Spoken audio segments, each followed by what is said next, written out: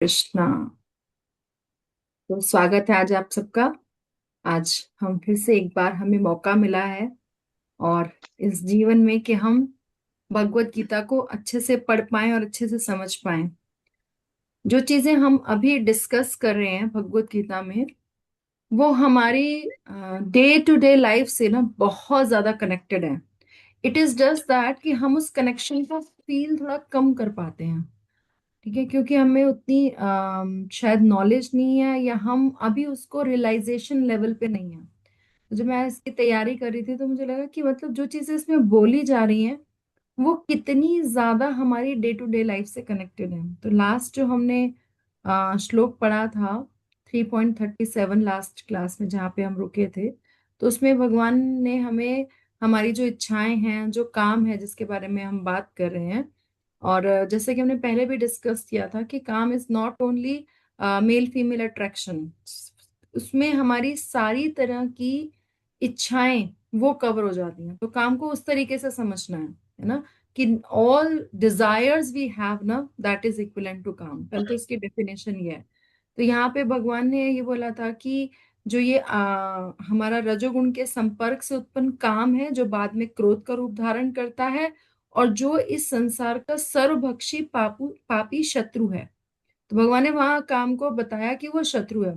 लेकिन अभी के जो दो श्लोक आज हम पढ़ने वाले हैं, 38 और 39, उसमें भगवान हमें बताने वाले हैं कि वो शत्रु कैसे हैं और उसके लेवल्स क्या हैं, हम किस किस तरीके से उसमें कवर्ड रहते हैं, कैसे कैसे वो हम पे इम्पैक्ट करते हैं। और फिर like we have always seen कि भगवान हमें सिर्फ प्रॉब्लम नहीं बताते हैं, सोल्यूशन भी बताते हैं। और भगवान बताए ना बताए उस श्लोक में, लेकिन प्रभुपाद के तात्पर्य और आचार्यस की टीकाज इतनी पावरफुल और इतनी ब्यूटीफुल होती हैं कि वो हमें लास्ट में सोल्यूशन भी बताती हैं। तो हम प्रॉब्लम भी समझेंगे और सोल्यूशन भी समझेंगे। तो लेट्स स्टार्ट विद दिस। रचना माता जी, आप मेरे साथ श्लोक पढ़ना चाहोगे? हरे कृष्णा।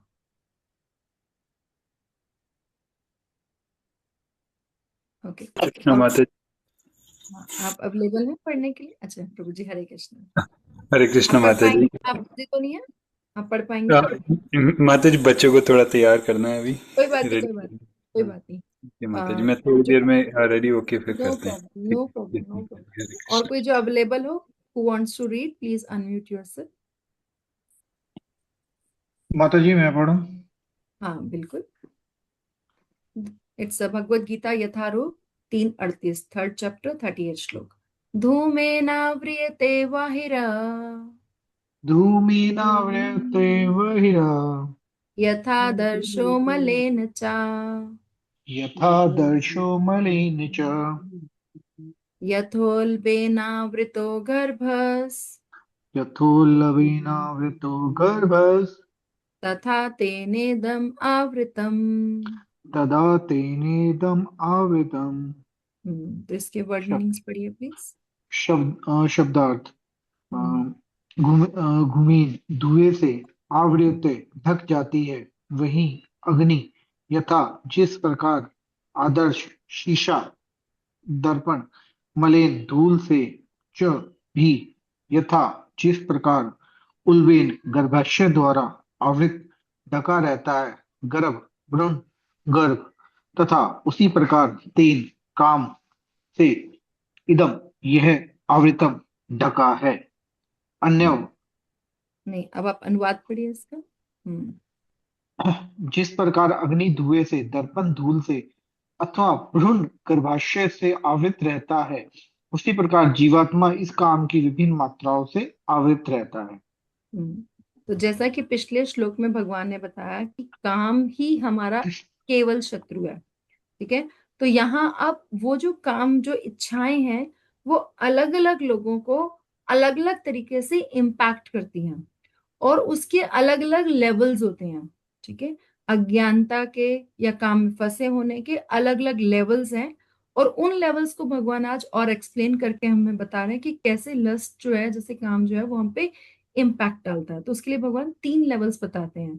तो पहला भगवान बोलते हैं यथा जिस प्रकार। यथा हम तब यूज करते हैं कि किसी चीज को हम डायरेक्टली नहीं समझ पाते हैं तो हम उसको इनडायरेक्टली समझते हैं। ठीक है, जो दिख रहा है उसके माध्यम से हम वो देखने का प्रयास करते हैं जो हमें नहीं दिखता। तो यथा इस ऐसे, तो फिर जिस प्रकार ये होता है तो इस प्रकार ये होता है, इस तरीके से हम समझते हैं। तो यहाँ पे इसका ये मतलब, तो जिस प्रकार जिस तरीके से एग्जाम्पल देते हुए, और ये भगवान ने भी और प्रभुपाद ने बहुत जगह बहुत सारी ना एनालॉजीज यूज करी हैं, एग्जाम्पल्स यूज करें जिससे हम चीजों को समझ सकें। तो जिस प्रकार वाहिनी अर्थात अग्नि धूमें धुएं से आवृत आवृत रहता है, मीन्स ढका रहता है।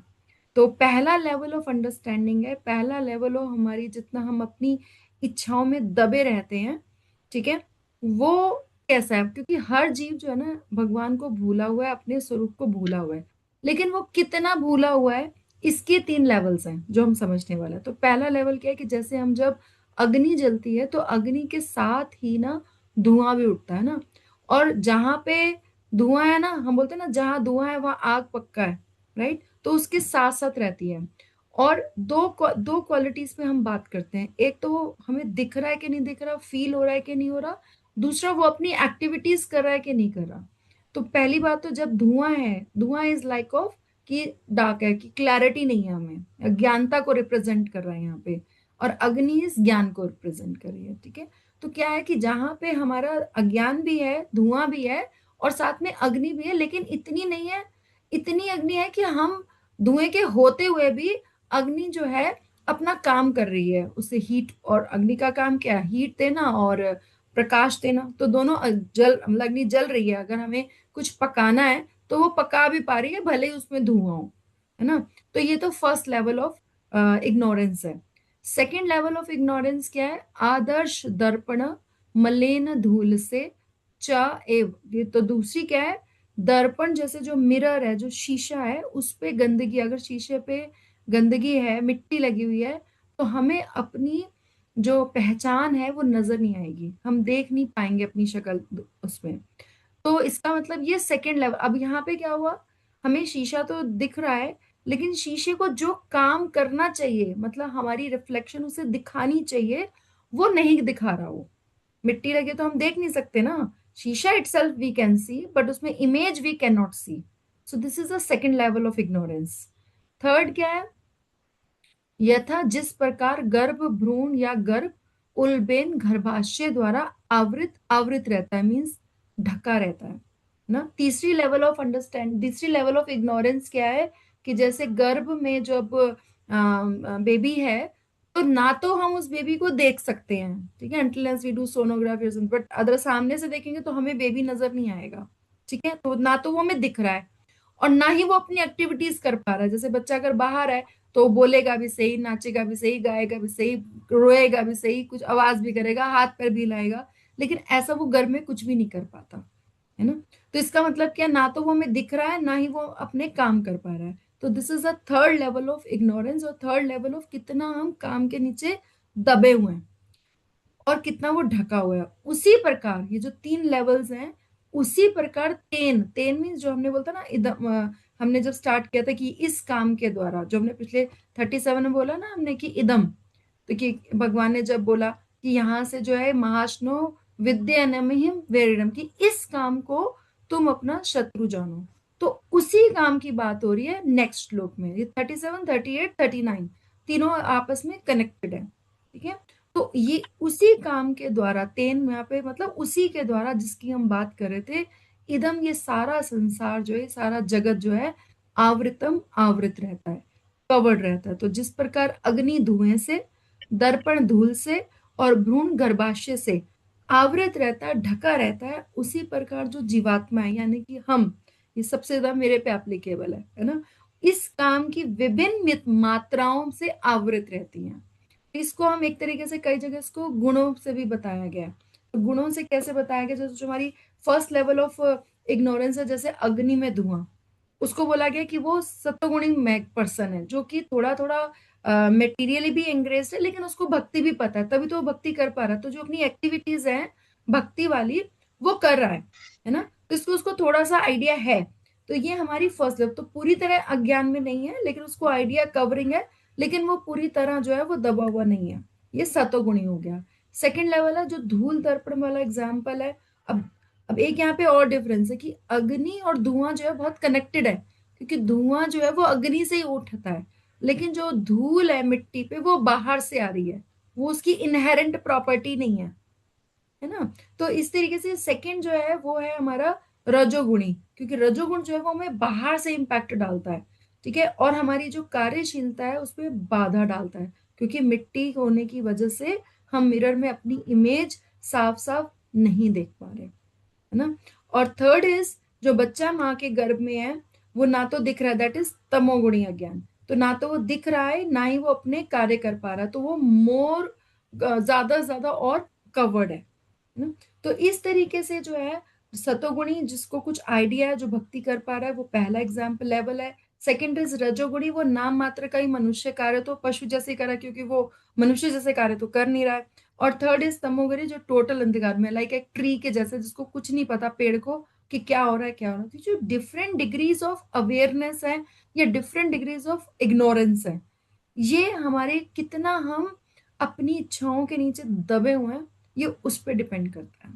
तो ये हमें जो है वो हम धीरे धीरे उसको अंडरस्टैंड करेंगे तो हमारा क्या एक्चुअली हमारी जो नेचुरल पोजीशन है जीवर स्वरूपो है नित्य कृष्ण दास। जितना हम इस काम के नीचे जाते हैं हम उतना उससे अवे होते जाते हैं, है ना। नहीं तो गोलोक धाम में तो चाहे कोई पशु की योनि में है, चाहे वो जैसे वहां बताया गया कि भवरा भी गुंजा रहा है कृष्णा को प्रसन्न करने के लिए, तो वहां पे भी एनिमल्स हैं, वहां पे भी सारी योनियां हैं, लेकिन वो सबका पर्पस क्या है, सबको अपना भगवान से रिलेशनशिप पता है। वो उसी योनि में उसी बॉडी में भगवान को सर्व करना चाहते हैं। लेकिन यहाँ पे प्रॉब्लम क्या है कि हम जो है हम उस रिलेशनशिप को ही भूल गए हैं। और वो भूलने का कारण क्या है कि हम अपनी इच्छाओं में जितना मेटीरियली एनग्रॉस्ड हो गए हैं उतना हम स्पिरिचुअली अवे हो गए हैं। And this applies to our day to day life, ठीक है। तो जैसे श्रीधर स्वामी क्या कहते हैं कि इस श्लोक में धूमेन आदि के द्वारा काम के वरित्व यानी कि कैसे काम हमारा शत्रु है ना। अब जैसे कोई चीज मुझे बहुत प्रिय हो, है ना, और कोई मुझसे छीन ले जाए, तो मैं कहूंगी ना ये मेरा शत्रु है क्योंकि उसने मुझसे प्रिय चीज छीन ली है। तो यहाँ हमारा भगवत प्रेम जो है वो सबसे प्रिय वस्तु है हमारे लिए, होनी चाहिए, अभी है नहीं। क्यों नहीं है? क्योंकि वो काम के द्वारा छीन ली गई है, इसलिए वो मेरा सबसे बड़ा शत्रु है। तो जिस प्रकार अग्नि अपने साथ जन्मे, अब अग्नि के साथ धुआं क्या उसी के साथ जन्म लेता है और उसी के साथ खत्म हो जाता है, हम्म, धीरे धीरे द्वारा आवृत है अर्थात आच्छादित रहती है, ढकी रहती है। या जिस प्रकार एक दर्पण मलेन अर्थात आगंतुक धूल, वहां पे क्या बोला था कि उसी के साथ जन्म लेती है, लेकिन यहाँ क्या आगंतुक है क्योंकि धूल बाहर से आ रही है, उसके मिरर का ये फीचर नहीं है कि उसमें धूल होगी, नो, ये बाहर से आ रही है, द्वारा आवृत होता है। और जिस प्रकार भ्रूण उल्बेन अर्थात गर्भावरण से आच्छादित होता है, अर्थात भ्रूण को जो ढकने वाला है चर्म के द्वारा जो उसे पूरी तरह निरुद्ध कर देता है, क्योंकि उसके ऊपर पूरी स्किन है मदर की, तो वो पूरी तरह जो है वो सब इतना दब गया है कि ना वो दिख रहा है ना वो अपनी एक्टिविटीज कर रहा है। उसी प्रकार इन तीनों प्रकारों की भांति इस काम द्वारा यह ज्ञान, कौन सा ज्ञान? यह ज्ञान कि जीवर स्वरूपो है नित्य कृष्ण दास, कि हम भगवान के सेवक हैं, ये जो ज्ञान है ये हमारा आवृत हो जाता है, वो क्या होता है पूरा के पूरा ढक जाता है। क्योंकि हमारी जैसे जैसे भक्ति बढ़ती है वैसे वैसे हमारी इंद्रिय तृप्ति की भावना कम होती है, हमारे काम का इम्पैक्ट जो हम पे कम होता है, लस्ट का इम्पैक्ट हम पे कम होता है, ठीक है। लेकिन जैसे जैसे वो कवर होता जाता है वैसे वैसे हमारी भक्ति जो है वो डाउन होती जाती है। तो सीधा सीधा they are directly proportional to each other. Now we have to make a choice कि हम हमें किसकी तरफ जाना है, तो ये माया की तरफ या मायापति की तरफ, ये हमें देखना पड़ेगा, है ना। तो जैसे कोई भी आए कैसे अगर ऐसी बात करे कि हमारा मन जो है भगवान से हट जाए, विस्मृत हो जाए, तो वो हमारा शत्रु है ना। और कोई भी आए जो हमें बोले कि हमें भगवान से कनेक्ट करे, वो हमारा मित्र है। तो ये मित्र और शत्रु की डेफिनेशन है एज पर भगवत गीता, है ना। तो और यहाँ पे जैसे एग्जाम्पल देते हैं सारथ दर्शिनी में, ये भी एक बुक है, कि वह काम किसी व्यक्ति विशेष का नहीं वरन सबका ही शत्रु है। मतलब ऐसा नहीं है कि this applies to particular person, everybody. यहाँ तक कि जैसे हमारे शास्त्रों में एग्जाम्पल्स है कि इवन देवी देवता भी कभी कभी इसकी चपेट में आ जाते हैं। और इसे दृष्टांत जैसे उन्होंने धुआं और अग्नि दिखा रखा है एक साथ, है ना, एग्जाम्पल। तो अग्नि धुएं से आवृत और मलिन होने पर दहन आदि अपने कार्यों को करता है, किंतु मल से आवृत दर्पण की स्वच्छता धर्म नष्ट हो जाने के कारण दर्पण बिंब ग्रहण रूप अपने कार्य को नहीं करता। वही बात है कि अग्नि फिर भी अपने कार्य कर रहा है, लेकिन दर्पण अपना कार्य नहीं कर पा रहा है, किंतु स्वरूपतः सम्मान पाता है। उल्ब या गर्भाशय के द्वारा आवृत गर्भस्थ शिशु हाथ पैर चलाने के कार्यों को नहीं कर पाता, अतः स्वरूपता सम्मान नहीं पाता, मीन्स हम उसे देख भी नहीं पाते हैं, है ना। It's just an image but we can not see it. इसी प्रकार काम के गाढ़ नहीं होने पर परमार्थ स्मरण किया जा सकता है। तो अगर हमारे में अपनी इंद्रिय तृप्ति की इच्छा नहीं है, तो हम भगवान की तृप्ति की इच्छा करेंगे। तो ऐसा बोलते हैं चैतन्य चरितामृत में, आदि लीला में 04.165, आत्मेंद्रिय प्रीति वांछा तारे बलि काम, कृष्णेंद्रिय प्रीति इच्छा धरे प्रेम नाम। कि जब हम अपनी इंद्रियों के लिए प्रीति वांछा कर रहे हैं तो उसको हम काम बोलते हैं, और जब हम भगवान की इच्छाओं के लिए कार्य कर रहे हैं तो उसको जो है हम प्रेम मानते हैं, कि धरे प्रेम। आत्मेंद्रिय प्रीति वांछा तारे बलि काम, कृष्णेंद्रिय प्रीति इच्छा धरे प्रेम नाम। तो प्रेम भगवान से वही है ना। तो इस तरीके से वो बोल रहे हैं कि अगर हमारे पे काम के गाढ़ होने पर जो परमार्थ है, कि जो हमारा भगवान को नहीं कर सकते हम, लेकिन काम के गाढ़ होने पर ऐसा संभव नहीं है। परंतु काम के अति गाढ़ होने पर यह जगत अचेतन ही हो जाता है, जैसे पेड़ आदि, है ना। तो बलदेव विद्याभूषण जी कहते हैं कि काम के प्रभाव के 3 सोपानों, सोपान मतलब बोलते हैं लेवल्स, को स्पष्ट करने के लिए धूम्र यानी कि धुआं, धूल यानी कि मिट्टी, और गर्भ के उदाहरण दिए गए हैं, जिससे काम के सामान्य, मध्यम और तीव्र प्रभाव को समझे जाएं। तो 3 लेवल ऑफ अंडरस्टैंडिंग हो गया, एक सामान्य लेवल, एक मध्य लेवल और एक तीव्र लेवल। जो धुएं से ढकी हुई आग है वो प्रकाशमान नहीं होती है, क्योंकि तब तक हमें कुछ नहीं दिखता, लेकिन वो फिर कुछ हद तक ताप के अपने कार्य को करने में सक्षम होती है। उसमें हीट तो रहती है ना, वो लाइट नहीं दे पा रही है कि धुआं है तो मेरे को दिख नहीं रहा है, लेकिन वो गर्म तो है। ठीक है। धूल से ढका हुआ दर्पण अपनी साफ सतह के अभाव होने के कारण प्रतिबिंब को प्राप्त नहीं कर सकता। जब मिट्टी आ जाती है दर्पण पे तो वो नहीं देख सकते। और गर्भ द्वारा आवृत किया हुआ भ्रूण अपने पैरों को फैला नहीं सकता, ना ही उसे देखा जा सकता है। उसी तरह काम से थोड़ा सा आवृत हुआ ज्ञान कुछ मात्रा में सत्य को पकड़ सकता है। तो बहुत ही डिटेल में एक्चुअली जब हम पढ़ रहे हैं अभी, तो हम इतना डिटेल में इसलिए डिस्कशन कर रहे हैं कि हमें याद रहे और हम उसको एनालाइज कर सके, है ना। तो different different levels of examples दे रहे हैं सारे आचार्य। जैसे बलदेव विद्याभूषण जी कहते हैं फर्स्ट लेवल क्या है, कि काम से थोड़ा आवृत हुआ ज्ञान है। ज्ञान क्या है, मैं कृष्ण का हूं, मैं कृष्ण का सेवक हूं, है ना, ये हमारा ज्ञान है। अब इस ज्ञान से हम कितना कवर्ड है, तो थोड़ा सा आवृत ज्ञान कुछ मात्रा में सत्य को पकड़ सकता है, जैसे कि अग्नि, फर्स्ट लेवल। सेकंड लेवल क्या है, जो ज्ञान मध्यम रूप से आवृत है वह ज्ञान को ग्रहण नहीं कर सकता। शीशा, शीशे में हम देख नहीं सकते। और फिर जो ज्ञान प्रचुर मात्रा में आवृत है वो क्रियाशील भी नहीं होता। जैसे हमने बोला कि एक बच्चा तमी में बिल्कुल भी हाथ पैर नहीं हिला सकता, और वो ज्ञान के रूप में अनुभूत नहीं होता। गर्भ, उसको बिल्कुल पता भी नहीं चलता कि इसमें कोई ज्ञान है ना? तो इस तरीके से जो है ये 3 लेवल ऑफ अंडरस्टैंडिंग जो हमें समझाई गई है। तो हम तात्पर्य पढ़ते हैं। तात्पर्य श्रील प्रभुपाद की जय। यस प्रभु जी, मनीष प्रभु पढ़िए तात्पर्य।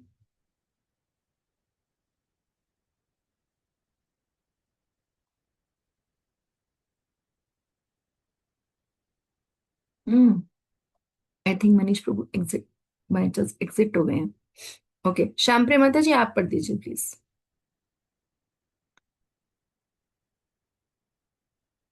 अनम्यूट कर लीजिए। Yes ma'am, Hare Krishna please. माता जी, हरे कृष्णा। हरे कृष्ण तात्पर्य पढ़िए। हम्म। प्रभुपाद द्वारा जय हो। जीवात्मा के आवरण की 3 कोटियां हैं, जिनमें से उसकी शुद्ध चेतना धूमिल होती है। ये आवरण काम ही है, जो विभिन्न स्वरूपों में होता है, यथा अग्नि में धुआं, दर्पण पर धूल तथा भ्रूण पर गर्भाशय। जब काम की उपमा धूम से दी जाती है तो यह समझना चाहिए कि जीवित सुफलिंग की अग्नि कुछ कुछ अनुभव गम्य है।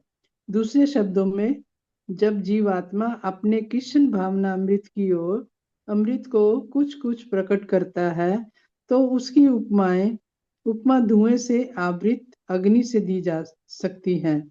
यद्यपि जहाँ कहाँ धुआं होता है, वहाँ अग्नि का होना अनिवार्य है, किंतु प्रारंभिक अवस्था में अग्नि की प्रत्यक्ष अभिव्यक्ति नहीं होती। यह अवस्था कृष्ण भावनामृत के शुभारंभ जैसी है।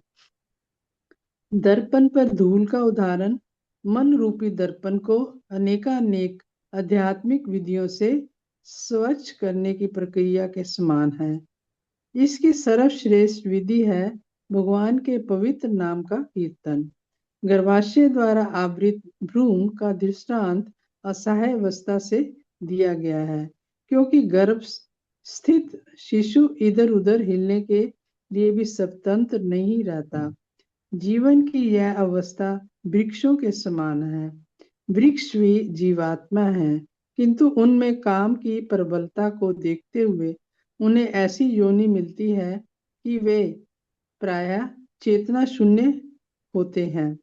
धूमिल दर्पण पशु पक्षियों के समान है और ध्रुव में आवृत अग्नि मनुष्य के समान है। मनुष्य के रूप में जीवात्मा में थोड़ा बहुत कृष्ण भावनामृत का उदय होता है, और यदि वह और भी प्रगति करता है तो आध्यात्मिक जीवन की अग्नि मनुष्य के जीवन में प्रज्वलित हो सकती है। यदि अग्नि के धुएं को ठीक से नियंत्रित किया जाए तो अग्नि जल सकती है।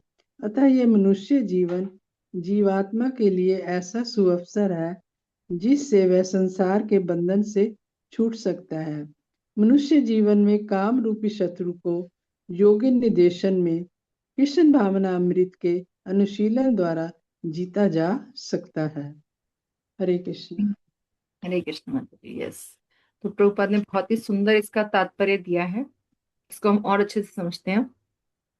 तो प्रभुपाद भी यही कहते हैं कि जीवात्मा के आवरण की तीन कोटियां हैं, है ना, तीन लेवल्स हैं। और इसमें क्या है कि जस्ट वन सेकेंड,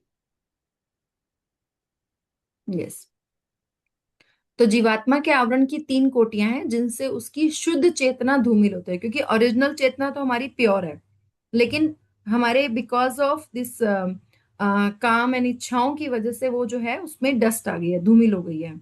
और यह आवरण काम ही है जो विभिन्न स्वरूपों में प्रकट होता है, जैसे अग्नि में धुआं, दर्पण पर धूल और भ्रूण पर गर्भाशय। तो जब हम एक्चुअली हमारे लिए सबसे ज्यादा जो वैलिड एग्जाम्पल है वो अग्नि वाला है।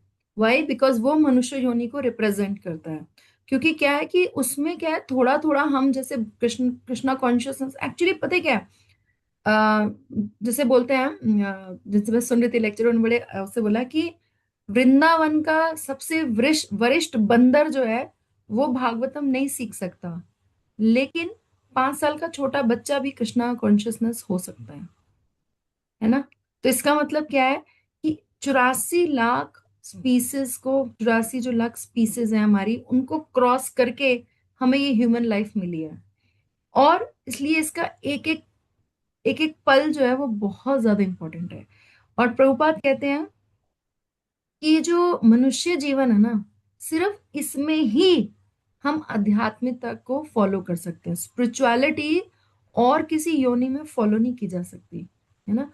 लेकिन हमें अपने आप से ये पूछना है, और हमें का मतलब सबसे पहले it starts from me only, कि हम इस ह्यूमन लाइफ का कितना ही प्रयोग भगवत धाम जाने के लिए कर रहे हैं या भक्ति के लिए कर रहे हैं, और कितना ही समय हम भौतिकता में लगा रहे हैं, है ना। ये ही बड़ा इंपॉर्टेंट है यहाँ पे।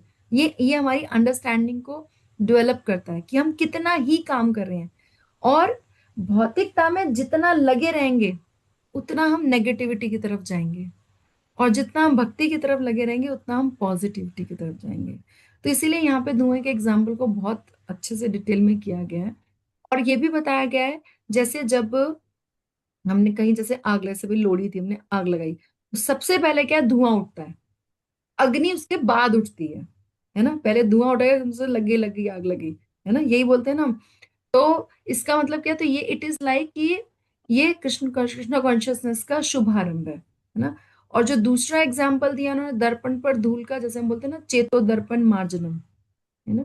तो चेतो दर्पण मार्जनम को भी यूज किया कि हमारे जो मन रूपी दर्पण है, जिसमें हम भगवान को देख सकते हैं, है ना, उस पे हमारी इतनी मिट्टी है कि हम वो देख नहीं पा रहे हैं, और हमें और सारी चीजों में मिट्टी ही दिखाई दे रही है, क्योंकि हमारा जो हृदय है वो बहुत ज्यादा काम वासनाओं की वजह से, इच्छाओं की वजह से, सेंस ग्रेटिफिकेशन की वजह से बहुत ज्यादा मलिन हो चुका है।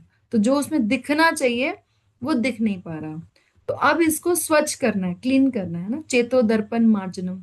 तो चेतो दर्पण मार्जनम कैसे करना है, हर भगवान के पवित्र नाम का संकीर्तन करके, और कोई तरीका नहीं है ना। चैतन्य महाप्रभु भी कहते थे कि जब हम चैंटिंग करते हैं, हरे कृष्णा कृष्णा कृष्णा हरे हरे, हरे राम राम राम हरे हरे, तो धीरे धीरे जो साउंड वाइब्रेशंस है ना, और उसको जब हम सुनते हैं, तो ये जो साउंड वाइब्रेशंस है ना, वो क्लीनिंग एजेंट का काम करती हैं।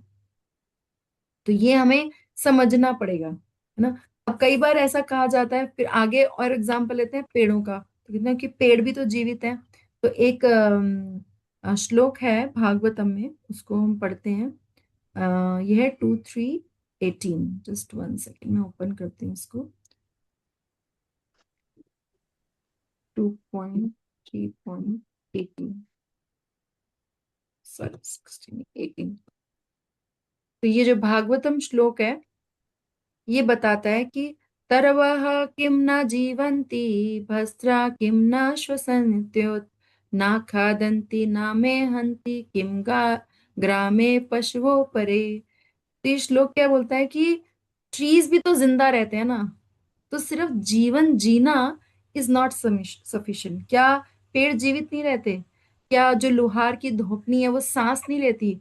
और हमारे चारों ओर जो पशु हैं, क्या वो खाना नहीं खाते हैं, या वो बच्चे नहीं पैदा करते? तो हम में और उनमें क्या फर्क है?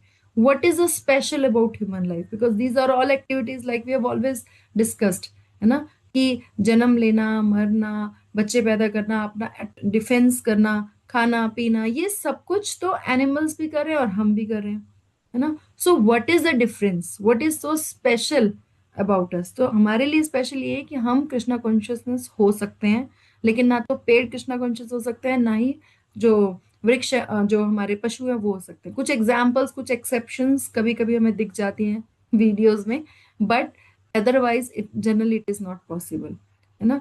तो इस तरीके से हमें, और इसमें हम ये भी कहते हैं कि काम की प्रबलता को देखते हुए उन्हें ऐसी योनि मिली है। जैसे हमने सबने स्टोरी सुनी है नल कुबेर और मणिग्रीव की, है ना, जिनको नारद मुनि ने श्राप दिया कि तुमको यही नहीं पता, तुमको कपड़े पहनना ही नहीं अच्छा लगता है, तो मैं तुम्हें ऐसी योनि देता हूँ जिसमें तुम्हें कपड़े पहनने की सुधि ना रहे, और तुम पेड़ बन जाओ। Right? तो इस तरीके से जो है ये एग्जाम्पल्स दिए जा रहे हैं। और जो धूमिल दर्पण है उसकी पशु पक्षियों के समान है, कि वो दिख तो रहे हैं लेकिन वो अपने कार्य नहीं कर पा रहे हैं ना। तो हमारी जो चेतना है वो जो एक्टिविटीज करनी नहीं चाहिए, सिर्फ मनुष्य के रूप में जीवात्मा पे थोड़ा बहुत कृष्ण कॉन्शियसनेस का उदय होता है। लेकिन अगर हम और प्रोग्रेस करते हैं, तो फिर हमारे जीवन में क्या होता है, स्पिरिचुअलिटी की अग्नि जो है वो प्रज्वलित हो जाती है।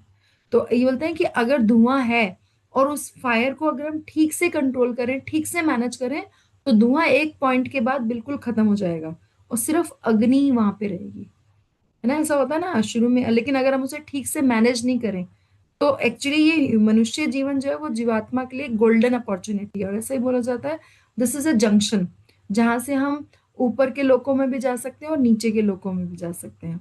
बाकी जो सारी योनियां हैं वो तो क्या है, हमारी भोग योनियां हैं। वहां पे हम कोई अकाउंट्स ऐड नहीं करते हैं। वहां तो जो हमने, जो कर्मा हमने मनुष्य जीवन में कर लिया, उसका रिजल्ट मिलता है हमें, कि हम ऊपर की योनि में जा रहे हैं, नीचे की योनि में जा रहे हैं। लेकिन मनुष्य योनि ऐसी है जहाँ पे अपने अकाउंट्स को हम ऐड कर सकते हैं, यानी कि हम और ऊपर जा सकते हैं, और अगर ऐसे काम करें माइनस भी कर सकते हैं। तो दोनों ही बातें अवेलेबल है इसमें, दोनों ही फैसिलिटीज दी गई हैं हमें। तो हमने सबने एक स्टोरी सुनी है। तो एक बार क्या होता है, दो फ्रेंड्स होते हैं, ठीक है, गांव में रहते हैं वो। तो जब वो गांव में रहते हैं तो उनमें से एक फ्रेंड जो होता है वो शहर चला जाता है। तो वो जब अपने दोस्त से मिलने आता है तो वो बहुत बहुत अमीर आदमी बन जाता है वहां पे शहर में। तो फिर वो अपने दोस्त से मिलने आता है तो वो देखता है कि उसका दोस्त तो उसके पास कहीं जाने आने का कोई साधन नहीं है, वो ऐसे ही बहुत गरीब सा है। तो मर्सिडीज ले आता है उसके लिए, है ना। उसको बोलता है ले भाई तू मर्सिडीज में घूम, तेरे दोस्त है ना। अब वो फिर अगले साल फिर आता है। जब अगले साल वो आता है तो वो देखता है, पूछता है और भाई मर्सिडीज के क्या हाल है, मर्सिडीज कैसे चल रही है तेरी। तो जाके वो देखता है कि उस मर्सिडीज से वो अपने खेत जोत रहा है। तो कहता है तुम यू डोंट डिजर्व इट। तो यही है, तो भगवान ने हमें जो ह्यूमन लाइफ की है ना एक हमें फैसिलिटी दी है। अगर हम उसे वही काम करेंगे जो पशु योनि में करना चाहिए, तो फिर वो भगवान कहेंगे you don't deserve this human life, better go to back animal life और ट्री प्लांट लाइफ, है ना। तो इस तरीके से लिखा है कि मनुष्य जीवन में काम रूपी शत्रु को योग्य निर्देशन में, ये बहुत इंपॉर्टेंट टर्म है। अगर हम प्रॉपरली ट्रेनिंग ले, जैसे हम ये सब पढ़ रहे हैं, भगवान से सुन रहे हैं, भक्तों से सुन रहे हैं, आचार्यों से सुन रहे हैं, अगर ये योग्य निर्देशन हो और उस योग्य निर्देशन में कृष्ण भावनामृत की अनुशीलन द्वारा जीता जा सकता है। शत्रु है, लेकिन शत्रु का एक सोल्यूशन भी है। शत्रु से तो युद्ध ही करना पड़ेगा ना। हमने लास्ट टाइम डिस्कस किया था ना कि ये महाशनाय महापापी है, इसको साम दाम दंड भेद नहीं चलेगा, इसका तो दमन ही करना पड़ेगा। तो उसे जीतना ही है ना। तो उसे जीतने के लिए हम कैसे जीत सकते हैं उसका तरीका भी प्रभुपाद ने हमें बताया, बिकॉज प्रभुपाद बहुत दयालु है। तो बता रहे हैं मनुष्य जीवन में काम रूपी शत्रु को योग्य निर्देशन में कृष्ण भावना अमृत के अनुशीलन द्वारा ही जीता जा सकता है। There is no other way, है ना। तो हमें एक श्लोक आता है ऐसे ही, कृष्ण नाम महामंत्र एई ते स्वभाव, यही जपे तारे कृष्ण उपजया भाव। तो उसका मतलब क्या है कि कृष्ण नाम महामंत्र एत स्वभाव, कि जो कृष्ण नाम महामंत्र जब हम बोलते हैं हरे कृष्ण कृष्ण कृष्ण हरे हरे, हरे राम राम राम हरे हरे, तो ये जो महामंत्र है, उसका स्वभाव ही है। क्या स्वभाव है? यही जपे, कि जो भी इसको जपेगा जपेगा तारे कृष्ण उपजाए भाव, उसी का भगवान से भाव और प्रेम जो है वो डेवलप हो जाएगा। तो जितना हम जपेंगे उतना हमारे भगवान की सेवा करने की जो भावना है वो डेवलप होगी। तो अगर हम भगवान की सेवा करेंगे तो हम काम की सेवा से छूट जाएंगे, है ना। क्योंकि हमें तो सेवा करनी है, बिकॉज वी आर नित्य सेवक, है ना। आप कहीं भी ऑब्जर्व करो, हम ऑल द टाइम अपने पूरे जीवन में 24 आवर्स हम किसी न किसी को सर्व ही कर रहे हैं, क्योंकि हमारा नित्य रे स्वरूप है। जीवे रे स्वरूप है नित्य कृष्ण दास। अब वो नित्य कृष्ण दास बनना है या किसी और का दास बनना है। कुछ अपने बच्चों की सेवा कर रहे थे, बच्चे नहीं है तो फिर वो जानवरों की सेवा करते हैं, या फिर वो कुत्ते पाल लेते हैं, बिल्ली पाल लेते हैं, कुछ पता नहीं क्या क्या पाल लेते हैं ना। कभी खरगोश पाल लेते हैं, कभी पता नहीं क्या क्या पाल लेते हैं, राइट।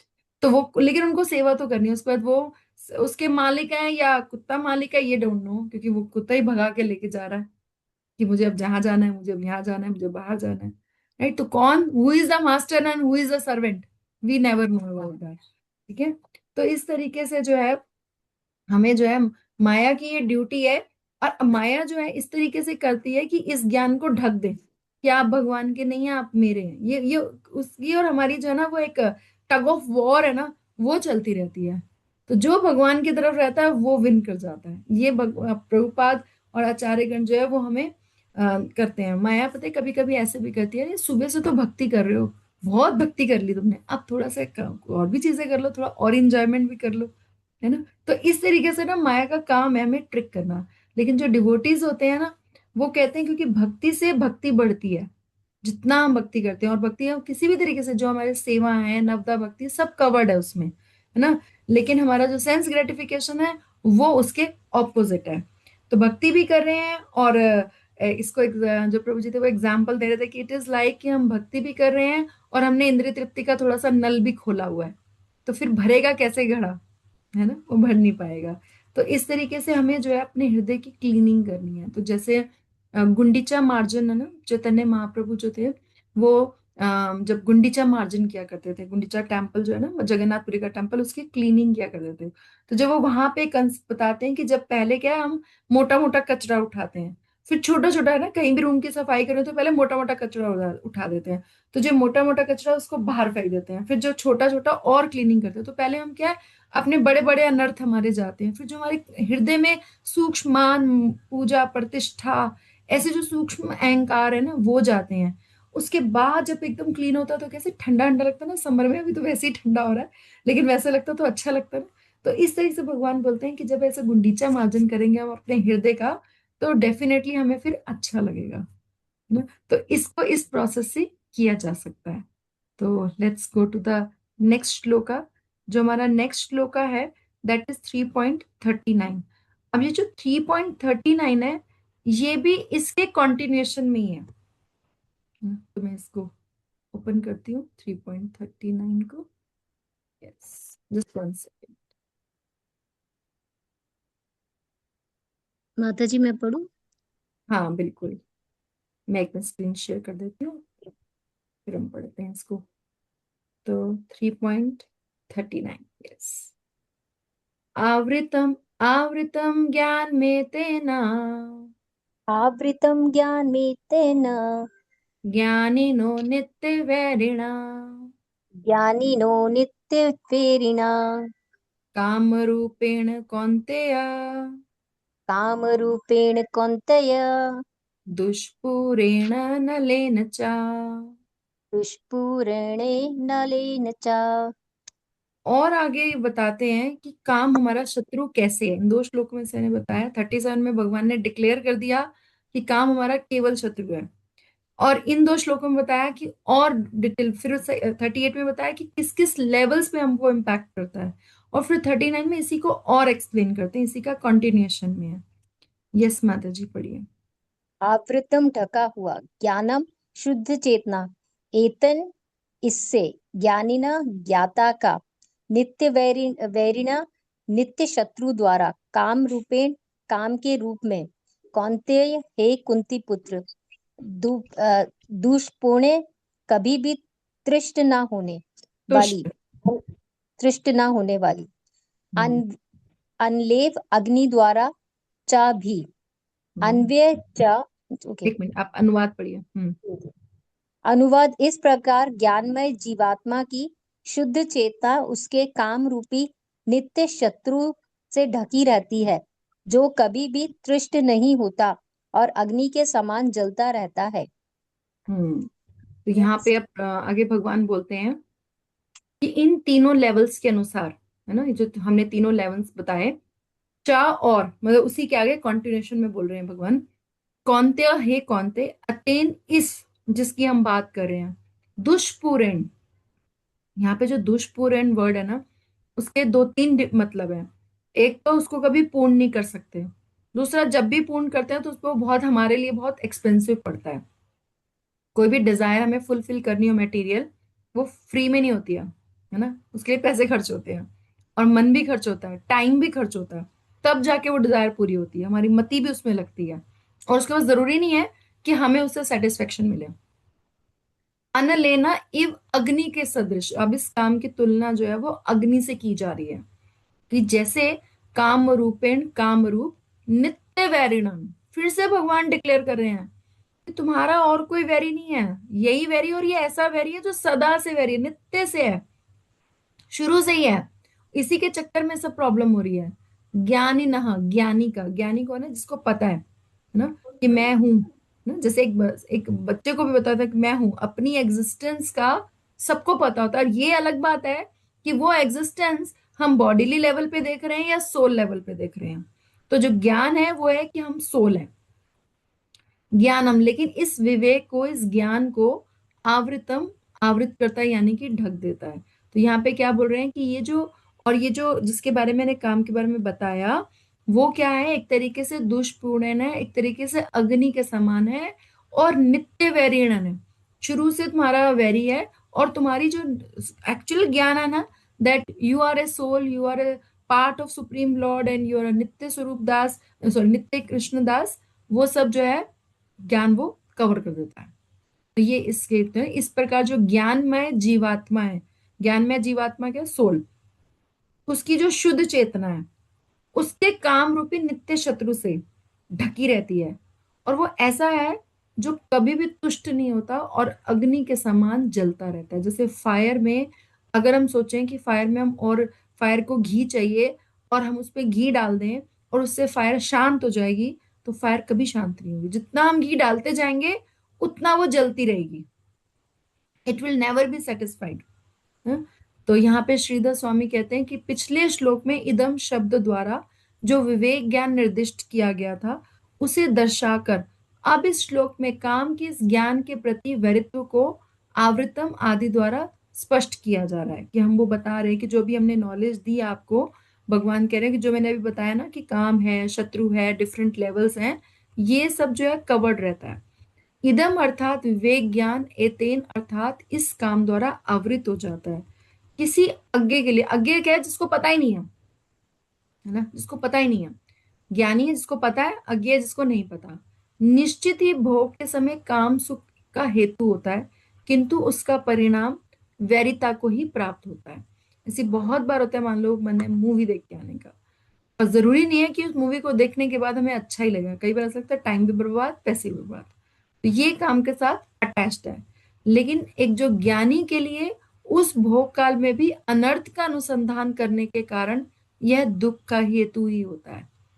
अब क्या है, जिसे नहीं पता वो तो एक बार को खुश हो सकता है, लेकिन जिसको पता है, जैसे अभी हम लोग कृष्णा कॉन्शियसनेस में आ गए हैं और हमें आइडिया है, तो हमें लगता नहीं यार 3 घंटे बर्बाद करने से अच्छा इतने में तो हम बुक भी पढ़ सकते थे, भक्तों का संग भी कर सकते। और जितनी हैप्पीनेस एक मटेरियल प्रोग्राम के बाद होती है या एक स्पिरिचुअल प्रोग्राम के बाद होती है, उसको हम कंपेयर कर सकते हैं, है ना। हम सबने ऐसे प्रोग्राम दोनों तरीके के अटेंड किए हुए हैं।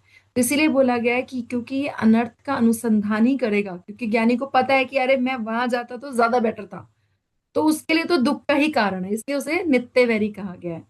और साथ ही विषयों के द्वारा पूरे मान होने पर ये दुष्पूर्ण कहलाता है, क्योंकि जितना ज्यादा हमें लगता है कि हम सेंस ग्रेटिफिकेशन करेंगे तो हम सेटिस्फाई हो जाएंगे, ऐसा कभी भी नहीं होने वाला है। कभी भी नहीं होने वाला। हम जितना करेंगे हमें उतना और चाहिए। लाइक घी में जितना अग्नि में घी डालेंगे उतना अग्नि को घी चाहिए, ये उसकी वो जलती ही जाएगी ना। तो इसलिए इसको अपूर्यमान, कि इसको हम कभी पूरे कंप्लीट नहीं कर सकते हैं, क्योंकि यह शोक एवं संताप का हेतु है। तो हमें क्या मिलेगा? इससे दुख मिलेगा। और संताप इज अगेन शोक होगा कि बहुत ज्यादा हमने क्या किया, क्यों टाइम वेस्ट किया और हमें अच्छा भी नहीं लगा, मजा भी नहीं आया। इसलिए यह अग्नि के तुल्य है। तो इसके द्वारा इस काम के सभी के प्रति नित्य वैरित्व कहा गया है, कि सबके लिए जो है ये नित्य वैरित्व है ना। क्योंकि क्या है, भक्ति इतनी कॉस्टली नहीं है। एक भक्त बनने के लिए क्या चाहिए? एक माला चाहिए। हमें वैष्णव ड्रेस भी बहुत महंगी नहीं आती है, माला भी बहुत महंगी नहीं आती है, और चैंटिंग जो हम बीट बैग है वो भी बहुत महंगा नहीं आता, तिलक भी बहुत महंगा, सब बहुत सस्ता है। लेकिन अगर हमें सेंस ग्रेटिफिकेशन करनी है तो उसकी कोई लिमिट नहीं है। वो तो कहाँ से कहाँ तक जाएगा, वी नेवर नो।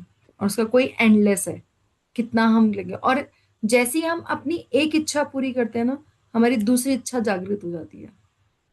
जैसे बच्चे होते हैं ना, उनको एक चीज दिला दी, अब ये दिला दो, अब ये दिला दो, तो कभी सेटिस्फाई नहीं हो सकते। ऐसे ही हम लोग हैं।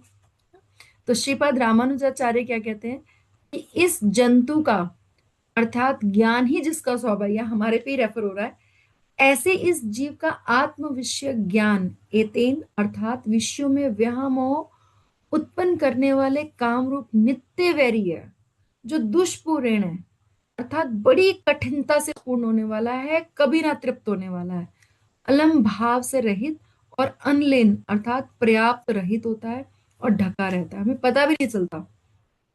और सारार्थ वार्षिणी में क्या गया इसके लिए कि काम ही जीवों के लिए अविद्या स्वरूप है। क्योंकि डिफरेंट डिफरेंट एंगल से पढ़ते हैं ना, तो हमें कोई ना कोई कहीं ना कहीं कोई ना कोई बात क्लिक करेगी।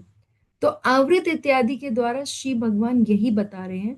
और इस काम को नित्य वैरी बताया गया है। ऐसा नहीं कि आज हो गया सेटिस्फाई, कल नहीं होगा, नित्य वैरी है ना? अतः सभी प्रकार से इसका नाश करना ही प्रयोजनीय है। जैसे कि साम दाम दंड भेद कुछ नहीं चलेगा। काम रूप अर्थात काम के आकार में यह अज्ञान ही है। और यहाँ च का प्रयोग समान या मत के अर्थ में हुआ है, कि उसके जैसा है। जिस प्रकार घी के द्वारा अग्नि को तृप्त नहीं किया जा सकता, उसी प्रकार काम भी भोगों से तृप्त नहीं हो सकता। तो ये बड़े सुंदर सुंदर 2-3 श्लोक है श्रीमद् भागवतम में किया गया है। बोला है, ना जातु कामा कामानुपभोगेन शाम्यति हविषा कृष्ण वर्ते में भुवे एवा विद वर्तते। ये भागवतम में 9th कैंटो 19 चैप्टर और 14 श्लोक है कि अर्थात जैसे घी से अग्नि शांत नहीं होता बल्कि उत्तरोत्तर वृद्धि को ही प्राप्त होता है, वैसे ही काम्य वस्तु के उपभोग से भोग पिपासा मीन्स जो भोगने की इच्छा है वो वृद्धि को ही प्राप्त होती है, शांत नहीं होती। ऐसा बोलते हैं अम, भुक्ति सिद्धि कामी सकेल सकले अशांत, कृष्ण भक्त निष्काम अतएव सदैव शांत। कि जो भुक्ति है, जो बहुत ज्यादा भोगी है, जिसको बहुत ज्यादा सिद्धि की इच्छा है, जिसे बहुत ज्यादा कामवासनाओं की इच्छा है, वो सारे के सारे अशांत रहते हैं। लेकिन कृष्ण भक्त निष्काम, क्योंकि वो हम कृष्ण भक्त तो क्या बोलते हैं कि आप सब कुछ भगवान के लिए समर्पित करके करो। कृष्ण भक्त निष्काम अतएव सदैव शांत। अब हम लोग इसको हम ऐसे नहीं कह सकते कि ये सिर्फ बुकिश है। ये बुकिश नहीं है, ये सब हमने अपनी लाइफ में देखा है। पास्ट फ्यू ईयर्स से जब से हम भक्ति में हैं, तो ऐसी बहुत सारी इच्छाएं हैं, बहुत सारी चीजें हैं जिसे करने में पहले बहुत ज्यादा मन करता था। अभी हमने धीरे धीरे से वो करनी छोड़ दी, तो फिर वो छोड़ दिया। तो ऐसा नहीं कि हम उसमें बहुत ज्यादा लगे हुए हैं, तो वो हमारे हार्ट में चेंज है वो खुद से ही आया है। तो गीता बलदेव विद्याभूषण जी क्या कहते हैं, यह श्लोक इस सिद्धांत को स्पष्ट करता है, ज्ञाता जीव के ज्ञान को उसका नित्य वैरी अर्थात काम ढका रहता है। जो ज्ञाता है जीव है ना, उसके ज्ञान को, क्या ज्ञान कि मैं जो हूँ भगवान का दास हूँ, और जब मैं दास हूँ तो मेरा काम है भगवान की सेवा करना, है ना। तो उसका जो नित्य वैरी है काम, इस ज्ञान को ढक देता है। अज्ञानी व्यक्ति के लिए काम मित्र है, क्योंकि विषय का यह काम भोग करते समय सुख देता है ना। जिस जो ये सब चीजें नहीं पढ़ रहे हैं और जो towards going to lower positions है, उनको लग रहा है कि वो एंजॉय करें, कि जिंदगी ना मिलेगी दोबारा, वो वाला कॉन्सेप्ट है। और बहुत जनता का वही वाला कॉन्सेप्ट है। भगवान बोलते हैं कि भगवत गीता में भक्त जो होते हैं वो विरले होते हैं, वो रेयर होते हैं, it's not very easily available species, है ना। और फिर वो कृष्णा कॉन्शियस में आ जाए, वो और रेयर है। और फिर वो ट्रेनिंग भी ले प्रॉपर, वो तो बहुत ही रेयर है ना। तो आप जैसे कुछ यहाँ भाग्यवान रेयर जीव यहाँ बैठे हुए हो जो सुन रहे हो, मैसेज तो मेरा बहुत लोगों को जाता है, लेकिन you are very fortunate people including me, कि बिकॉज हम लोग इसको पढ़ पा रहे हैं, समझ पा रहे हैं। भले ही अभी हम इस क्लास के बाद इसको भूल जाएंगे, है ना, लेकिन फिर भी कहीं ना कहीं एक कोई ना कोई थॉट जो है वो रह जाएगा। भले ही हम इसको 100% अप्लाई नहीं कर पाएंगे, लेकिन फिर भी कहीं ना कहीं ये हमें हिट करेगा, है ना। तो वो हम पढ़ रहे हैं इसलिए हमें कहीं ना कहीं याद रहेगा, तो कहीं ना कहीं हम सोचेंगे इसके बारे में। तो हालांकि वह वास्तव में दुश्मन है, क्योंकि उसका अंतिम प्रभाव दुखी है। ये हम बहुत जगह कितनी भी हम इच्छाएं पूरी करके देख ले, लास्ट में फिर ये चाहिए, ये चाहिए, ये चाहिए, ये चाहिए, हम सेटिस्फाई, कोई किसी को सेटिस्फाई नहीं कर सकता। मैं बोला था ना लास्ट में, संतुष्टि में ही संतोष है। ये जो एक स्टेटमेंट है ना, मैंने जो लास्ट क्लास में बोलता और उसके बाद मुझे लगा हाँ बहुत अच्छा स्टेटमेंट है। भले ही बहुत सारी इच्छाएं हैं, लेकिन अगर ये हम याद रखेंगे कहीं ना कहीं, तो कभी कभी तो आएगा दिमाग में, कहीं ना कहीं आएगा, ठीक है। परंतु जो व्यक्ति ज्ञानी है, जो ये जानता है कि विषयों को भोगते समय भी वह केवल दुखों का कारण ही बनेगा, इस कारण से उसे नित्य वैरी कहा जा रहा है। तो इसका अर्थ यह है कि हर प्रकार से इसका नाश करने का ही प्रयास किया जाना चाहिए। तो सारे आचार्य वही बात कह रहे हैं। और साथ ही ये कभी भी तृप्त ना होने वाली अग्नि के समान है, कि हम एक इच्छा पूरी कर लें तो दूसरी क्रिएट हो जाएगी, दूसरी पूरी करें, अभी घर अच्छा ले लिया तो गाड़ी ले लो, गाड़ी ले लिया तो ये ले लो, ये ले लिया तो ये ले लो, घर को बना दो, ये करवा दो, वो करवा दो, बच्चों को बढ़ा दो, शादियां कर दो, सब चलता ही रहेगा। हम कब निकल जाएंगे पता भी नहीं चलेगा, और ये सब फिर भी चलता ही रहेगा।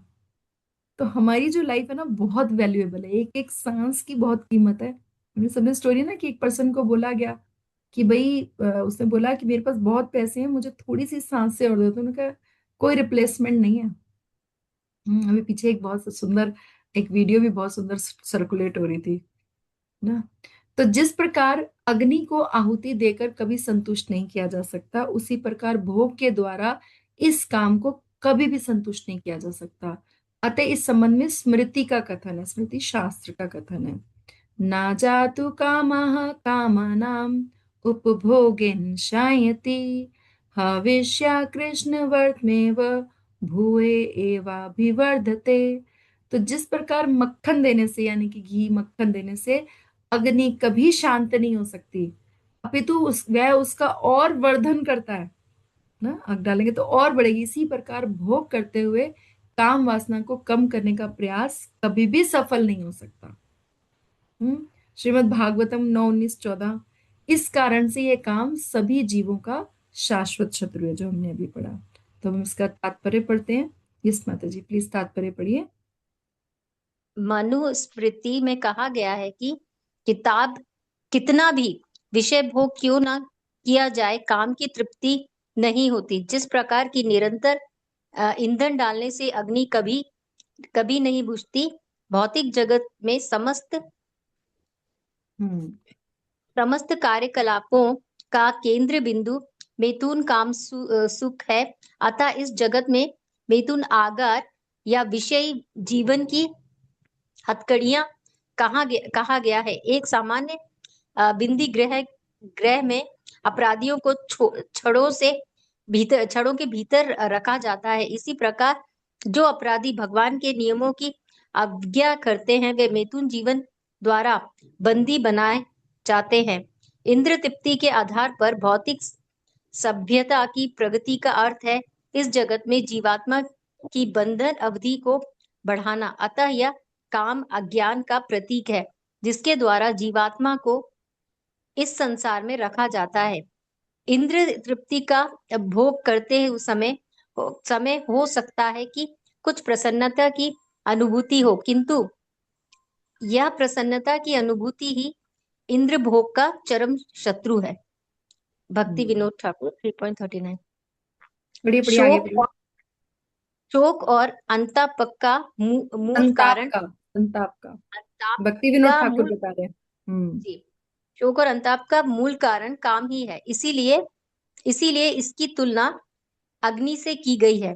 काम में वस्तुओं के उपभोगों से काम की शांति नहीं होती। हम्म। अब हम इसका हिंदी में मीनिंग पढ़ेंगे। अन्वय हम्म श्रुति सुखा केवल सुनने में ही अच्छा लगने वाले मृग तृष्णा के जल के समान मिथ्यभूत शब्दीय विषय भोग के वरदान कृत कहाँ है।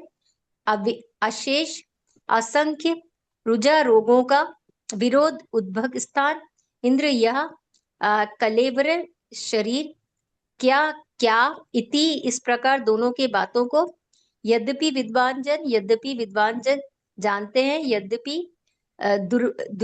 दुरापे कठिनाई से प्राप्त होने वाले मधुले विषय सुख की बूंदों के द्वारा काम रूपी अग्नि को शमयन शांत करते रहते हैं। तू परंतु ना निर्विद्यते से विरक्त नहीं होते हैं। अनुवाद: इस भौतिक जगत में प्रत्येक जीव कुछ ना कुछ भावी सुख की कामना करता है, जो मृस्थल में मृग मरीचि के समान है। भला मरुस्थल में जल कहाँ है, कहाँ? इन दूसरे शब्दों में, इस भौतिक जगत में सुख कहाँ? जहां तक इस शरीर की बात है, इसकी मूल्य ही क्या है? यह विभिन्न रोगों का स्रोत मात्र है। तथा कथित दर्शनीय विज्ञानी तथा राजनीतिक इसे भली भांति जानते हैं, फिर भी वे क्षणिक सुख की आकांक्षा रखते हैं। सुख प्राप्त कर पाना अत्यंत कठिन है, लेकिन वे अपनी इंद्रियों को वश में ना रख पाने के कारण भौतिक जगत में तथाकथित सुख के पीछे दोते हैं और सही निष्कर्ष तक कभी नहीं पहुंच सकते। थैंक श्रीधरी यू माता जी।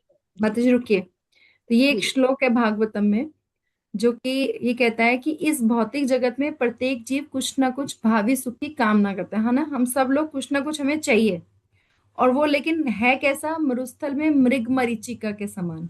तो जैसे मरुस्थल में जल नहीं हो सकता, ऐसे ही इस जगत में सुख नहीं है, क्योंकि भगवान क्या बोलते हैं इसको? ये दुखालय और अशाश्वतम है। और दूसरे शब्दों में क्या बोलते हैं? इस भौतिक जगत में सुख कहाँ है ना? जहां तक इस शरीर की बात है, इसका मूल्य ही क्या है, क्योंकि जैसे ही आत्मा शरीर से निकल जाती है इसको फूंक देते हैं पूरा के पूरा, है ना। और यह सिर्फ क्या है, विभिन्न रोगों का स्रोत मात्र है। कभी हाथ में दर्द है, कभी पैर में दर्द है, कभी पेट में दर्द है, कभी सिर में दर्द है, कभी आंखों में दर्द है। कहीं ना कहीं हमारी बॉडी में कुछ ना कुछ होता ही रहता है। जैसे जैसे एज बढ़ती जाती है वैसे वैसे और ज्यादा होता रहता है। लेकिन फिर भी क्या है, जो मार्केटिंग पीपल हैं वो क्या करते हैं, दार्शनिक विज्ञानी राजनीति बोलते हैं कि नहीं, फिर भी क्षणिक सुख है। ठीक है, तो सुख प्राप्त कर पाना अत्यंत कठिन है, लेकिन वे अपनी इंद्रियों को क्योंकि वश में नहीं रख पाते हैं, तो भौतिक जगत के तथाकथित सुख के पीछे दौड़ते हैं और फिर वो सही निष्कर्ष तक नहीं पहुंच पाते हैं ना। तो श्रीधर स्वामी भी इसमें इसको और बताते हैं कि वर्तमान काल में भी वो विषय भोग भोगने योग्य नहीं है। इस बात को प्रहलाद जी ने कुत्र इत्यादि श्लोक, ये जो कुत्र है ना, ये श्लोक यहाँ से स्टार्ट होता है। ये प्रहलाद महाराज बोलते हैं ये श्लोक, ये कुत्र से ही स्टार्ट होता है कि ऐसा कहाँ है वो जगह जी, तुम मृग मारीचिका ये सब कहाँ ढूंढ रहे हो सब। हम्म इत्यादि श्लोक के द्वारा कहा है, जो विषय सुनने में ही अच्छे लगते हैं किंतु वे मृग तृष्णा में प्रतीत होने वाले जल के समान मिथ्या है। और कहाँ तो इस प्रकार के विषय भोग और कहाँ समस्त रोगों की उत्पत्ति स्थान ये शरीर है। इसी के बारे में बता रहे हैं श्लोक को। यदि ऐसी बात है तो फिर सभी इन विषय भोगों में विरक्त क्यों नहीं हो जाते ना। भगवान पूछते हैं, हम कोई भी पूछ सकता है, भाई इतनी तुम बुराई कर रहे हो तो फिर भी वाई पीपल आर अट्रैक्टेड, है ना।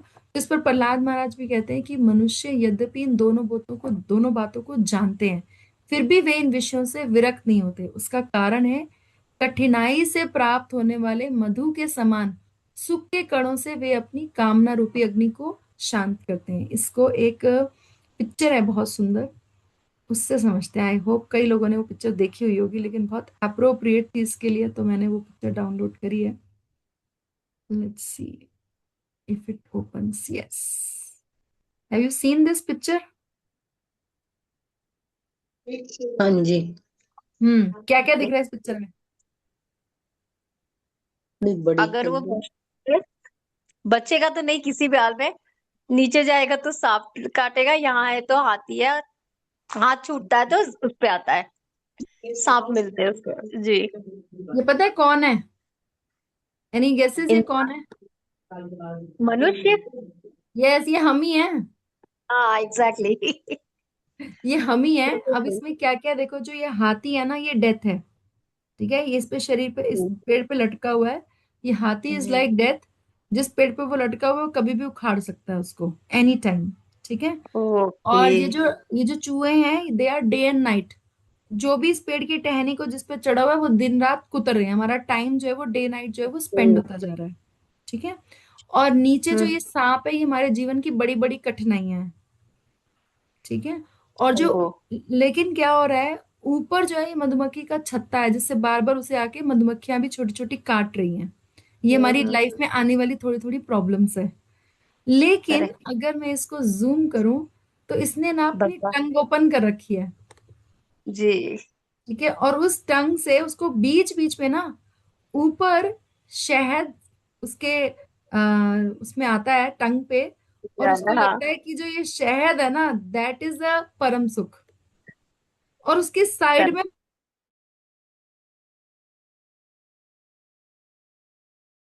तुझे बचा लूंगा।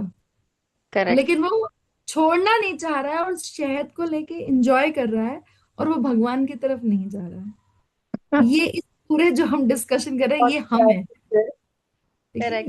ये हम है। ये इस पूरा जो श्लोक है ना, ये उस श्लोक को यहाँ पे ये शो करता है। ये picture plight of a man, right. तो यही बोला जा रहा है कि इस कारण जो है वो कठिनाई से उसको मधु जो प्राप्त हो रहा है, उसके समान सुख के कणों से वो अपनी कामना रूपी अग्नि को शांत करते रहता है। अतएव काम को शामित करने की व्यग्रता के कारण कि मैं अब ये ले लूं, अब वो ले लूं, अब ऐसे सेटिस्फाई हो जाऊं, वैसे सेटिस्फाई हो जाऊं, उस